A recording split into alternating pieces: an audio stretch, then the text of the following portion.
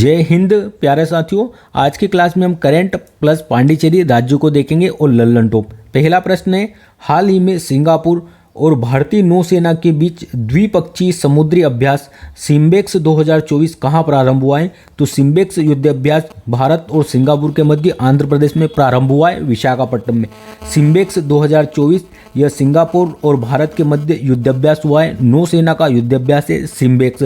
S से यह हो गया सिंगापुर, आई से हो गया इंडिया। मेरीटाइम एक्सरसाइज अर्थात ये नेवी की एक्सरसाइज है। द्विपक्षीय समुद्री अभ्यास है और कौन से क्रम का है? तो 31वें क्रम का द्विपक्षीय समुद्री अभ्यास है नौसेना का, और इसका आयोजन विशाखापट्टनम आंध्र प्रदेश में हो रहा है। इसका होस्ट कौन है? तो विशाखापट्टनम में इसका आयोजन हो रहा है आंध्र प्रदेश में। नेवी की एक्सरसाइज है यह, और इसकी शुरुआत कब से होती है सिम्बेक्स की? तो 1994 से इसकी शुरुआत होती है, और प्रारंभ में इसका नाम लोयन किंग अभ्यास था। लोयन किंग अभ्यास इसका नाम था सिम्बेक्स का। इससे पहले इसका नाम लोयन किंग अभ्यास था सिम्बेक्स का। आर्मी का कौन सा युद्ध अभ्यास होता है सिंगापुर और इंडिया के मध्य? तो आर्मी का युद्ध अभ्यास है वो बोल्ड कुरुक्षेत्र। जो बोल्ड कुरुक्षेत्र युद्ध अभ्यास है यह इंडिया और सिंगापुर की जो आर्मी है उनके मध्य होता है। सिंगापुर के प्रधानमंत्री कौन है वर्तमान में? तो लॉरेंस वोंग जी सिंगापुर के प्रधानमंत्री है वर्तमान में। नेक्स्ट प्रश्न है, हाल ही में चर्चा में रहे कजान घोषणा पत्र का संबंध किससे है? तो ब्रिक्स से कजान घोषणा पत्र का संबंध। अभी कजान हमने पहले भी पढ़ा था कि रूस के कजान में इस बार ब्रिक्स की जो बैठक है उसका आयोजन हुआ है।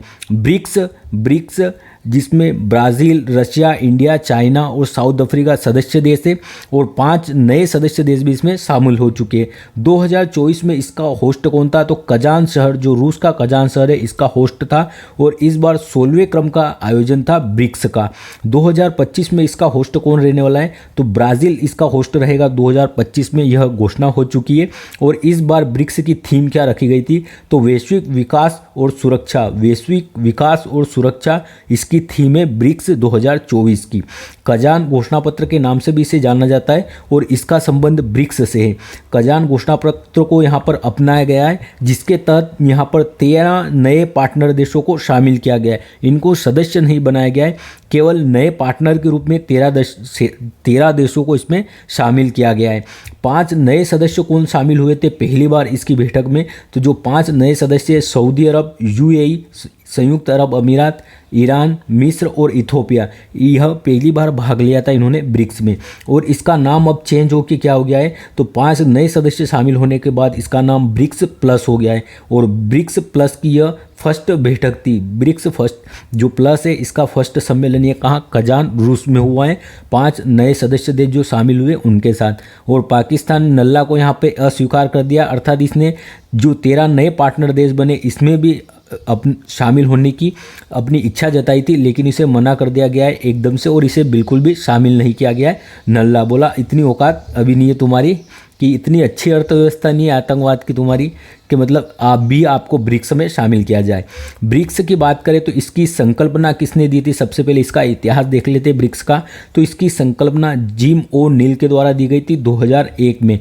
2009 में ब्रिक्स की पहली बैठक का आयोजन कहाँ पर होता है? यकिंतबर्ग में होता है, रूस में। रूस के यकिंतबर्ग में ब्रिक्स की पहली बैठक होती है 2009 में। 2010 में इसकी दूसरी बैठक जोहानिसबर्ग में होती है, और यहीं पर जो दक्षिण अफ्रीका है इसे शामिल किया गया था सदस्य के रूप में। एससीओ का अभी 10वां नवीनतम सदस्य कौन बना है? तो बेलारूस नवीनतम सदस्य बना है। कहाँ पर? जहाँ अस्ताना कजाकिस्तान में इसका आयोजन हुआ, यहाँ बेलारूस को शामिल किया गया है 10वें सदस्य के रूप में। और इसका मुख्यालय कहाँ है? तो जो संघाई है, जो बीजिंग है चीन की राजधानी बीजिंग, यहाँ पर इसका मुख्यालय है संघाई सहयोग संगठन का। सार्क की अगर बात करें तो इसका मुख्यालय काठमांडू नेपाल में है, और 1985 में सार्क की स्थापना होती है, जिसे दक्षेस के नाम से भी जानते हैं। आसियान की अगर बात करें तो इसकी स्थापना 1967 में होती है, और इसमें वर्तमान में 8 देश शामिल है आसियान में, और जकार्ता इंडोनेशिया में इसका मुख्यालय है आसियान का। नेक्स्ट प्रश्न है, हाल ही में सैन्य खरीद अनुमोदन के लिए किसने भारत को विशेष दर्जा दिया है? तो सैन्य खरीदी के अनुमोदन के लिए भारत को अभी जर्मनी ने विशेष दर्जा दिया है। जर्मनी ने भारत को भी विशेष दर्जा दिया है। किस क्षेत्र में, तो सैन्य खरीदी को तेज करने के लिए, अर्थात भारत जो भी आयात करेगा हथियारों का जर्मनी से उसे तेज करने के लिए विशेष दर्जा दिया है भारत को जर्मनी के द्वारा। और जो P75I, जो P75 प्रोजेक्ट 75 के तहत जो पनडुब्बियां भारत को खरीदनी है जर्मनी के से, जो पनडुब्बियां हैं P75I, इनका निर्माण जर्मनी और स्पेन दोनों ने मिलकर किया है संयुक्त रूप से P75I पनडुब्बियों का। और इन पनडुब्बियों की खरीदी भारत को करना है, तो भारत को इनकी उपलब्धता, इनको जल्दी प्रदान करने के लिए अभी विशेष देश का दर्जा दिया है जर्मनी ने। और सैन्य खरीदी को तेजी मिलेगी इससे, अर्थात जल्दी डिलीवरी होगी जो भी ये P75I पनडुब्बी है इनकी। और प्रोजेक्ट 75I के तहत इन पनडुब्बियों का निर्माण कर रहा है जर्मनी और स्पेन। और जो जर्मनी की TKMC कंपनी है, TKMC कंपनी इसे निर्माण कर रही है। और जो स्पेन की नौटिया कंपनी है, यह दोनों संयुक्त रूप से, स्पेन की नौटिया कंपनी और जर्मनी की TKMC कंपनी संयुक्त रूप से इसे बना रही है। और इसका नाम क्या है, तो प्रोजेक्ट 75I इस पनडुब्बी का नाम है। और 6 पनडुब्बियां भारत इससे लेने वाला है जर्मनी से।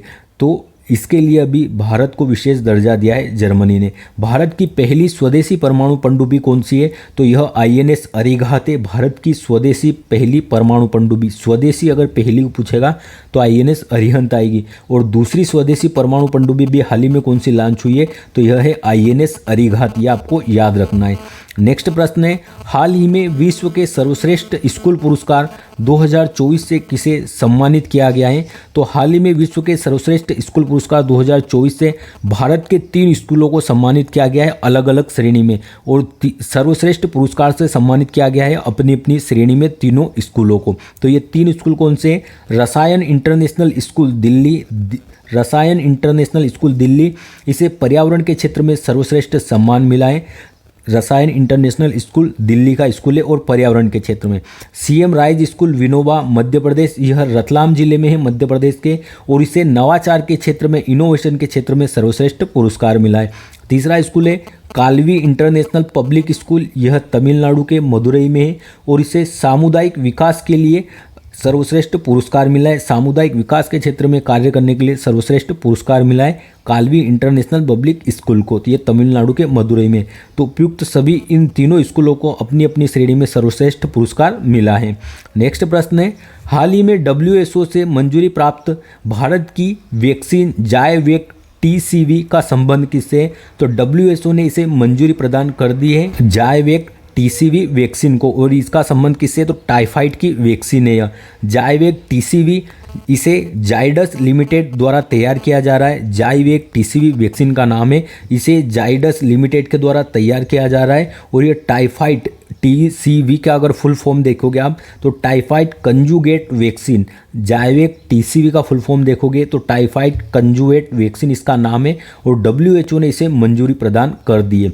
इस वैक्सीन को 6 माह से 65 वर्ष तक के व्यक्तियों को लगाई जा सकती है। जो टाइफाइड से बचने के लिए 6 माह से जो 65 वर्ष के व्यक्ति होंगे उन्हें इस वैक्सीन को लगाया जा सकता है।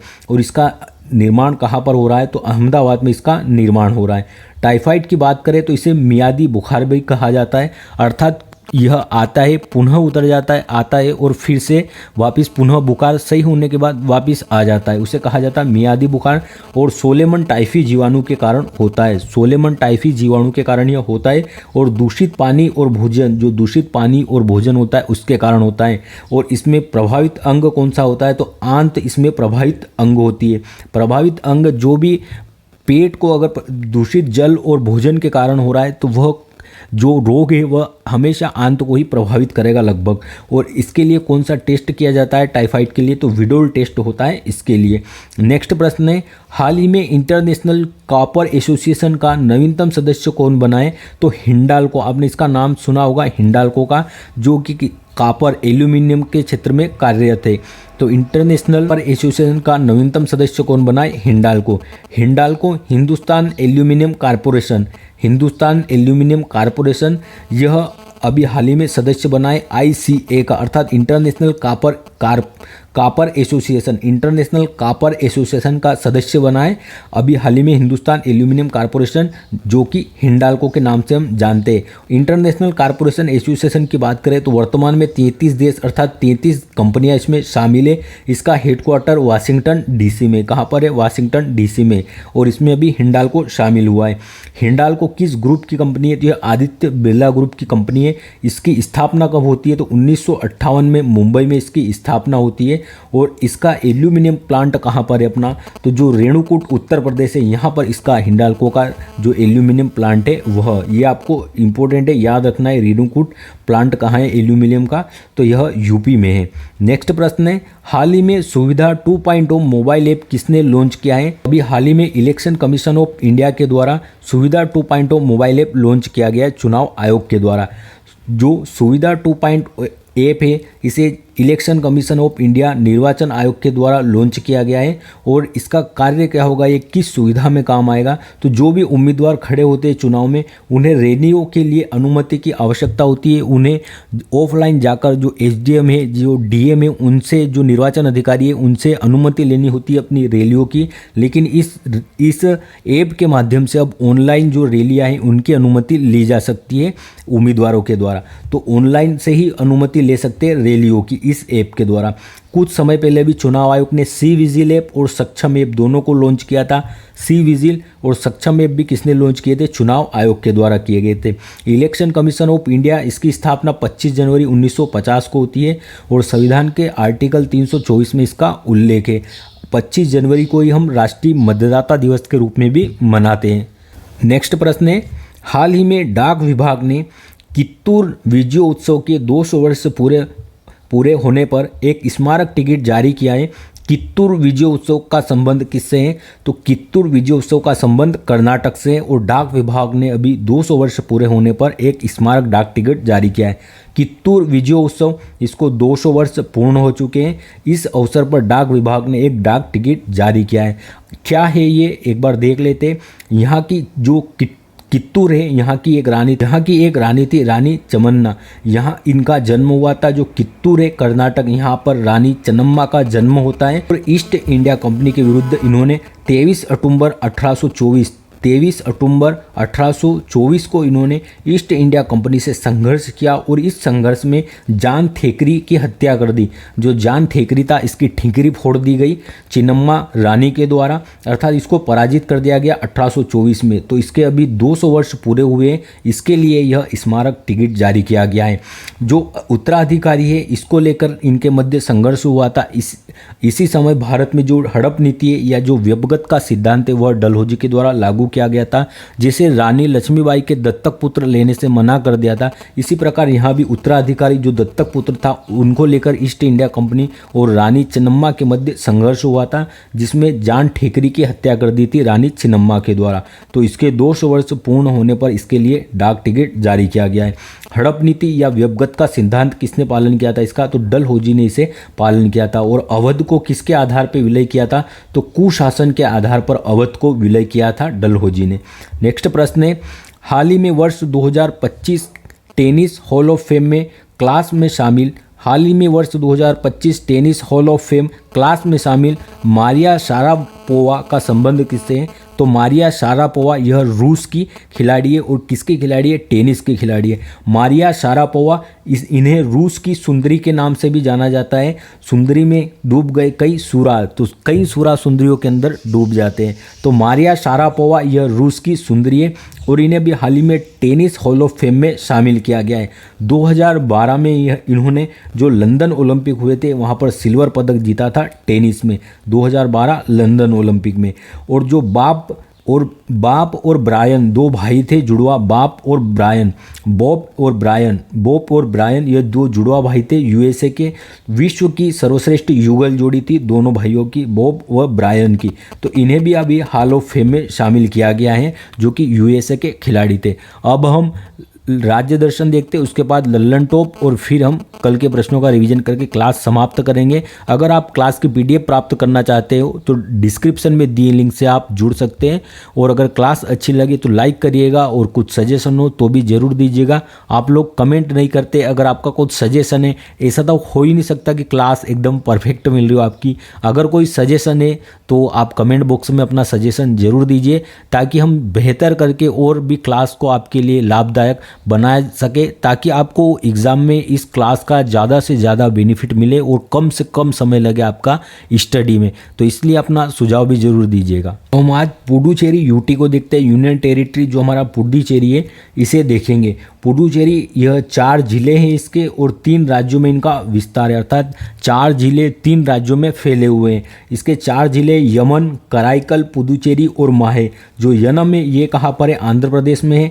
कराईकल और पुडुचेरी तमिलनाडु में स्थित है, और माहे जो जिला है यह केरल में स्थित है। तो इसके 4 जिले हैं और ये 3 राज्यों में स्थित है, और आंध्र प्रदेश, तमिलनाडु और केरल में। तो आपसे ये पूछ सकता है कि कौन सा जिला है, किस राज्य में स्थित है, ये आपको याद रखना है। यहाँ पर देख सकते हैं आप कि जो यनम है यह आंध्र प्रदेश में, कराईकल और पुडुचेरी तमिलनाडु में, और माहे केरल में। अगर बात करें हम दिल्ली के अतिरिक्त जो पौंडीचेरी है और जम्मू कश्मीर, ये यूटी केंद्र शासित प्रदेश होने के बाद भी यहाँ पर विधानसभाएं भी है, और यहाँ का मुख्यमंत्री सीएम भी रहेगा। पहले केवल दिल्ली और पौंडीचेरी था, लेकिन अब जम्मू कश्मीर भी हो चुका है। अगर बात करें पुडुचेरी के राज्यपाल कौन है, तो कुनियल कालासनाथन यहाँ के वर्तमान में गवर्नर है। यहाँ के मुख्यमंत्री एन रंगास्वामी है, और लोकसभा की यहाँ पर 1 सीट है, राज्यसभा की भी यहाँ पर 1 सीट है, और विधानसभा की यहाँ पर 33 सीटें, जो 3 सदस्य वह राज्यपाल के द्वारा मनोनीत किए जाते हैं। यहाँ पर कुल कितने जिले? 4 जिले। अभी हमने चारों जिले देखे थे, यमन, माहे, पुडुचेरी और कराईकल। यहाँ पर 4 जिले। और किस हाईकोर्ट के अंतर्गत आता है? तो जो तमिलनाडु की है मद्रास हाईकोर्ट, उसके अंतर्गत आता है यूटी पुडुचेरी। यहाँ का सेक्स रेशियो देखें अगर, तो 1000 पुरुषों प्रति 1000 पुरुषों पर 1037 महिलाएं यहाँ, अर्थात 37 महिलाओं को यहाँ कुंवारा रहना होगा। तो आप देख सकते हो कि यहाँ पर रेशियो पुरुषों से ज़्यादा महिलाओं की संख्या है पुडुचेरी में। और राज्यों में अगर देखेंगे तो पहले स्थान पर कौन है? राज्यों को भी मिला लेंगे तो केरल में सर्वाधिक जो सेक्स रेशियो है। एडमिशन इन यूनियन, अर्थात इसका निर्माण कब हुआ है? तो 1 नवंबर 1954 को हम इसे फ्रांस से आज़ाद करवाते। यह फ्रांसीसियों के अधीन था पुडुचेरी। अगर बात करें तो यह फ्रांसीसियों के अधिकार में था, इसीलिए पुडुचेरी को विंडो ऑफ फ्रेंच कल्चर भी कहा जाता है। अर्थात आज भी यहाँ के लोगों में जो फ्रेंच कल्चर है उसे देखा जा सकता है, इसलिए इसे विंडो ऑफ फ्रेंच कल्चर भी कहा जाता है। और 1954 में हमने इस यूटी को आज़ाद करवाया था पुडुचेरी को। अब हम लल्लन टॉप देखते हैं। प्रश्न देखते हैं। और कल संडे, कल आप तैयार रहना, आपके लिए जो पूरे सप्ताह का लल्लन टॉप है इसकी पीडीएफ भी मिलेगी आपको। जो टेलीग्राम ग्रुप है वहाँ पर आपको पूरे सप्ताह लल्लन टॉप की पीडीएफ भी मिल जाएगी, और इसको आपको कल क्लास भी मिल जाएगी। अगर आपको क्लास देखना है तो आप पूरे लल्लन टॉप की एक साथ क्लास भी देख सकते हो, पूरे 1 वीक की। आपके लिए स्पेशल एपिसोड होगा, ताकि आपका जो करंट अफेयर्स है पूरे सप्ताह का लल्लन टॉप का, वह भी एक बार रिवाइज हो जाए, और संडे को आप देख भी सकते हो। हार्नबिल फेस्टिवल का पार्टनर किसे बनाया है? तो अभी वेल्स देश को हार्नबिल फेस्टिवल का पार्टनर बनाया है। ये कहाँ पर होता है हार्नबिल फेस्टिवल? तो यह 1 दिसंबर से प्रारंभ होता है। कहाँ पर? नागालैंड में। कहाँ पर इसका आयोजन होता है? तो नागालैंड में इसका आयोजन होता है, और इसे त्योहारों का त्योहार भी कहा जाता है, फेस्टिवल भी कहा जाता है हार्नबिल को। ग्रेट बैरियर रीफ कहाँ स्थित है? तो ऑस्ट्रेलिया में स्थित है ग्रेट बैरियर रीफ, जिसे प्रवाल भित्ति के नाम से भी जाना जाता है। पहला दादा साहब फाल्के पुरस्कार किसे प्रदान किया गया है?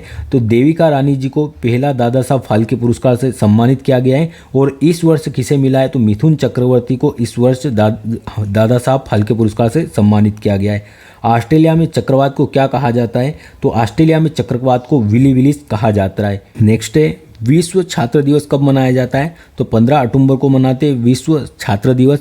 इस दिन एपीजे अब्दुल कलाम का जन्म दिवस होता है। संयुक्त राष्ट्र दिवस कब मनाते हैं? 24 अक्टूबर को, क्योंकि 24 अक्टूबर 1945 को यूएनओ की स्थापना होती है। नेक्स्ट है अंतर्राष्ट्रीय बालिका दिवस कब मनाया जाता है? 11 अक्टूबर को अंतर्राष्ट्रीय बालिका दिवस मनाते हैं हम। शिक्षक दिवस कब मनाते हैं? तो राष्ट्रीय शिक्षक दिवस 5 सितंबर को मनाते हैं, और विश्व शिक्षक दिवस 5 अक्टूबर को मनाया जाता है, और 11 अक्टूबर को अंतर्राष्ट्रीय बालिका दिवस मनाते। राष्ट्रीय डॉल्फिन दिवस कब मनाया जाता है? 5 अक्टूबर को मनाते हैं, क्योंकि 5 अक्टूबर 2009 को ही हमने गंगेटिक डॉल्फिन को राष्ट्रीय जलीय जीव घोषित किया था। करीबा बांध किस नदी पर है? तो यह जाम्बेजी नदी पर है करीबा बांध। जिम्बाब्वे के द्वारा अभी हाल ही में कौन सी स्वर्ण मुद्रा जारी की गई है? तो जिग मुद्रा को जारी किया गया है अभी जिम्बाब्वे के द्वारा। T20 क्रिकेट खेल को किस ओलंपिक में शामिल किया जाएगा? तो 2028 के लॉस एंजिल्स ओलंपिक थे, इसमें T20 फॉर्मेट में क्रिकेट को शामिल किया जाएगा जो USA में होने वाले हैं। ICC महिला T20 वर्ल्ड कप 2024 की विजेता कौन रही है? तो इसकी विजेता न्यूजीलैंड रही है और इसकी उप विजेता दक्षिण अफ्रीका रही थी। और ICC महिला T20 वर्ल्ड कप का आयोजन कहाँ पर हुआ है? UAE में इसका आयोजन हुआ है। इसका आयोजन बांग्लादेश में होना था, लेकिन यहाँ पर तख्ता पलट होने के कारण इसका आयोजन UAE में हुआ है। द्विपुरी बुद्ध, यह सेबी की प्रमुख है, अर्थात ये सेबी की प्रमुख बनने वाली फर्स्ट महिला है। सेबी की पहली महिला प्रमुख कौन बनी थी हेड? तो यह माधवीपुरी बुच्च जी है। प्रीति सूदन जी अभी हाल ही में यह UPSC की अध्यक्ष बनी है, प्रीति सूदन जी। विजया रहाटकर राष्ट्रीय महिला आयोग की अध्यक्ष अभी हाल ही में कौन नियुक्त हुई है? विजया रहाटकर जी नियुक्त हुई है। TB नरेंद्रन, यह वर्ल्ड स्टील एसोसिएशन के अध्यक्ष बने हैं और ऐसे अध्यक्ष बनने वाले वर्ल्ड स्टील एसोसिएशन के दूसरे भारतीय TB नरेंद्रन। उड़ीसा के महत्वपूर्ण राष्ट्रीय उद्यान कौन से है? तो सिमलीपाल और भीतरकनिका नेशनल पार्क कहाँ पर है? उड़ीसा में। उड़ीसा के महत्वपूर्ण लोक नृत्य गोटीपुआ, घुमरा और दलखई। गोटीपुआ, घुमरा और दलखई उड़ीसा के लोक नृत्य हैं। उड़ीसा के महत्वपूर्ण GI टैग, तो उड़ीसा के प्रमुख GI टैग है सिल्वर फिलिग्री, यह उड़ीसा की चांदी की कलाकारी है। सिल्वर फिलिग्री आभूषण है। सिल्वर फिलिग्री कंधमाल, हल्दी, बोमकाई साड़ी और रसगुल्ला, इनका GI टैग उड़ीसा के पास है। उड़ीसा के ओडिसी डांस के महत्वपूर्ण कलाकार कौन कौन से हैं? तो संयुक्ता पाणिग्राही, केलुचरण महापात्रा और सोनम मानसी, ये ओडिसी नृत्य से संबंधित है। प्रवासी भारतीय दिवस 2025 का मेजबान कौन होगा? तो यह उड़ीसा मेजबान होने वाला है, भुवनेश्वर में इसका आयोजन होगा। भारत के संविधान की अनुसूची 8 में वर्तमान में कुल कितनी भाषाएं? तो वर्तमान में यहाँ पर 22 भाषाएं अनुसूची 8 में वर्तमान में 22 भाषाएं, लेकिन मूल संविधान में कितनी? 14 भाषाएं थी। 15वीं भाषा सिंधी 21वें संविधान संशोधन द्वारा जोड़ी गई है। अगली 3 भाषाएं नेपाली, मणिपुरी और कोंकणी, यह 71वें संविधान संशोधन द्वारा जोड़ी गई थी। और 92वें संविधान संशोधन द्वारा 4 भाषाओं को बोडो, डोंगरी, मैथिली और संथाली को जोड़ा गया था 8वीं अनुसूची में। ज्ञानपीठ पुरस्कार कितनी भाषाओं में प्रदान किया जाता है? तो यह 23 भाषाओं में प्रदान किया जाता है। साहित्य अकादमी पुरस्कार कितनी भाषाओं में दिया जाता है? तो साहित्य अकादमी पुरस्कार यह 24 भाषाओं में दिया जाता है। 22 भाषाएं जो संविधान में शामिल है और इंग्लिश और राजस्थानी, इन दोनों में दिया जाता है साहित्य अकादमी पुरस्कार। सांपों के अध्ययन को क्या कहते हैं? तो सर्पेंटोलॉजी या ओफियोलॉजी, सर्पेंटोलॉजी या ओफियोलॉजी कहा जाता है सांपों के अध्ययन को। विश्व का सबसे बड़ा सांप कहाँ मिला? तो अभी हाल ही में यूनेक्टस अकाइमा, ये अमेजोन के वर्षावन में सबसे बड़ा सांप मिला है। और सबसे बड़े सांप के जीवाश्म कहाँ पर मिले? तो यह हमें गुजरात कच्छ में प्राप्त हुए थे। द्विनाम पद्धति के जनक कौन थे? तो कार्न लिनियस दे, यह द्विनाम पद्धति के जनक थे। जंगल की ज्वाला किसे कहते हैं? तो पलाश वृक्ष को जंगल की ज्वाला कहा जाता है। और इसे विश्व में ब्यूटिया मोनोस्पर्मा के वैज्ञानिक नाम से जानते पलाश को। चेरी ब्लॉसम फेस्टिवल कहाँ पर? शिलोंग में होता है। और सोवी स्मार्ट सिटी भी कौन सी? हमारी शिलोंग ही है। वांगला महोत्सव, इसे सो ढोलवा का त्यौहार भी कहा जाता है वांगला को। और मेघालय का प्रमुख फेस्टिवल है वांगला फेस्टिवल। बहेदिन खलम महोत्सव, यह भी मेघालय का है। बाल प्रक्रम राष्ट्रीय उद्यान कहाँ पर स्थित है? मेघालय में। चंद्रयान 3 को कब लॉन्च किया गया था? तो 14 जुलाई 2023 को लॉन्च किया गया LVM 3 M4 रॉकेट के द्वारा। और 23 अगस्त को यह चंद्रमा के साउथ पोल पर सॉफ्ट लैंडिंग करता है। और जिस पॉइंट पर उतरा उसे शिव शक्ति पॉइंट नाम दिया गया था। इसके लैंडर का नाम विक्रम और रोवर का नाम प्रज्ञान था। एक्सपोसेट को किसने लॉन्च किया था? तो एक्सपोसेट को PSLV C58 के द्वारा लॉन्च किया गया था। और PSLV C57 के द्वारा हमने आदित्य L1 को लॉन्च किया था। क्रू 9 मिशन अभी SpaceX और नासा के द्वारा संयुक्त यह मिशन भेजा गया है, जिसके द्वारा जो सुनीता विलियम्स अंतर्राष्ट्रीय स्पेस स्टेशन पर रही है या वहाँ पर फंस चुकी है, उन्हें लाया जाएगा फरवरी 2025 तक। पोलरिस डोन मिशन किसने प्रारंभ किया है? तो Polaris Dawn mission SpaceX ने प्रारंभ किया था स्पेस वॉक के लिए।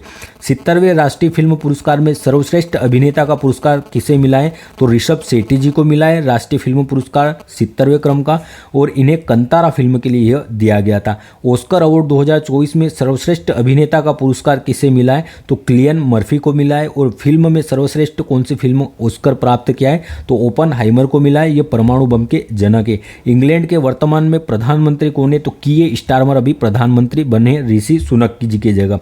इंग्लिश चैनल को पार करने वाले पहले भारतीय और पहली भारतीय महिला कौन है? तो पहले भारतीय मिहिर सेन जी और पहली भारतीय महिला आरती शाह जी है। अब देखते हैं कल के प्रश्नों का रिवीजन। भारतीय अंतर्राष्ट्रीय फिल्म महोत्सव के 55वें संस्करण का फोकस देश किसे घोषित किया है? तो 55वें जो अंतर्राष्ट्रीय फिल्म महोत्सव इसका 55वें संस्करण का फोकस देश किसे नियुक्त किया गया है? ऑस्ट्रेलिया को किया गया है। नेक्स्ट है विश्व पोलियो दिवस 2024 कब मनाया गया? 24 अक्टूबर को मनाया गया। हाल ही में T20 अंतर्राष्ट्रीय में सबसे अधिक स्कोर 344 4 विकेट का नया रिकॉर्ड किसने बनाया है? तो यह जिम्बाब्वे के द्वारा बनाया गया था। HSBC की पहली महिला मुख्य वित्तीय अधिकारी किसे नियुक्त किया गया है? तो HSBC की पहली महिला मुख्य वित्तीय अधिकारी किसे नियुक्त किया है? पाम कौर को। और इसका हेडक्वार्टर कहाँ पर है? तो इसका हेडक्वार्टर ब्रिटेन में, लंदन में। हाल ही में उड़ीसा और पश्चिम बंगाल में आए चक्रवाती तूफान दाना का नामकरण किसने किया है? तो कतर ने इसका नामकरण किया है। भारत की भाषाई विरासत पर प्रवासी परिचय 2024 सम्मेलन कहाँ आयोजित हुआ है? तो रियाद, सऊदी अरब में। चर्चा में रही हिमालय में खोजी गई नई प्रजाति एंगुइकुलस डिकेप्रियोई का संबंध किससे है? तो यह किसकी प्रजाति है नई खोजी गई? तो यह सांप की एक प्रजाति है। नेक्स्ट है स्काई स्कैनर की यात्रा रुझान रिपोर्ट के अनुसार वर्ष 2025 में भारतीयों को सबसे लोकप्रिय पर्यटन स्थल कौन सा होगा? तो यह शिलोंग होगा, मेघालय की राजधानी। हाल ही में केंद्र सरकार ने किस क्षेत्र में 1000 करोड़ के वेंचर कैपिटल फंड को मंजूरी दी है? अंतरिक्ष के क्षेत्र में। हाल ही में ग्लोबल मेंटल हेल्थ में योगदान के लिए अभिनेता दार्सी खुराना को महात्मा गांधी नेतृत्व पुरस्कार से किसने सम्मानित किया है? तो ग्लोबल मेंटल हेल्थ में योगदान के लिए अभिनेता दार्सी खुराना को महात्मा गांधी नेतृत्व पुरस्कार से यूनाइटेड किंगडम के द्वारा सम्मानित किया गया है। और बाय मिस्टेक ये एक क्वेश्चन रह गया था, इसको भी देख लेते। मैंने ध्यान दिया तो एक क्वेश्चन रह चुका था, तो इसको लास्ट में देख लेते, हमें पढ़ना ही था। हाल ही में दिवंगत अभिनेता रान एली का संबंध किससे है? तो अभी हाल ही में रान एली जी का निधन हुआ है। इनका संबंध टार्जन से। 1960 के दशक में एक सीरीज आती है NBC सीरीज। NBC सीरीज में इन्होंने टार्जन का किरदार निभाया था। टार्जन के किरदार में रोन एली जी द्वारा अपनी जो शर्टलेस इनका फोटो था और पहनी हुई इनके पास एक लंगोट थी, तो शर्टलेस फोटो था रान एली जी का। और इनकी जो NBC सीरीज है टार्जन, यह प्रसिद्ध थी 1960 के दशक में। इनका भी हाल ही में निधन हो चुका है कैलिफोर्निया USA में। धन्यवाद। जय हिंद।